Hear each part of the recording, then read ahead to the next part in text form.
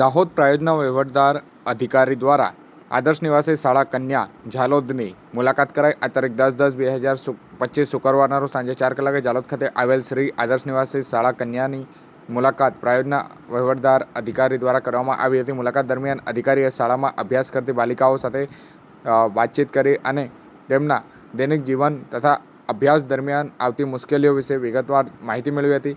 બાલિકાઓ દ્વારા રજૂ થયેલી વિવિધ સમસ્યાઓ અને રજૂઆતોને ધ્યાનપૂર્વક સાંભળી અને તેમના ઉકેલ માટે યોગ્ય માર્ગદર્શન અને જરૂરી સૂચનો પણ આપવામાં આવ્યા હતા.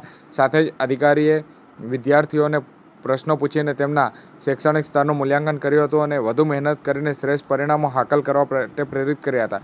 મુલાકાત દરમિયાન શાળાના સ્ટાફ સભ્યો પણ ઉપસ્થિત રહ્યા હતા અને શાળાના શૈક્ષણિક તેમજ વહીવટી કાર્યો અંગે પણ માહિતી મેળવી અને અધિકારીએ શાળાના સર્વાંગી વિકાસ માટે જરૂરી સૂચનો આપી વિદ્યાર્થીઓના સર્વાંગી વિકાસ માટેના પ્રશંસનીય પ્રયાસો કરવા આહવાન કરવામાં આવ્યું હતું.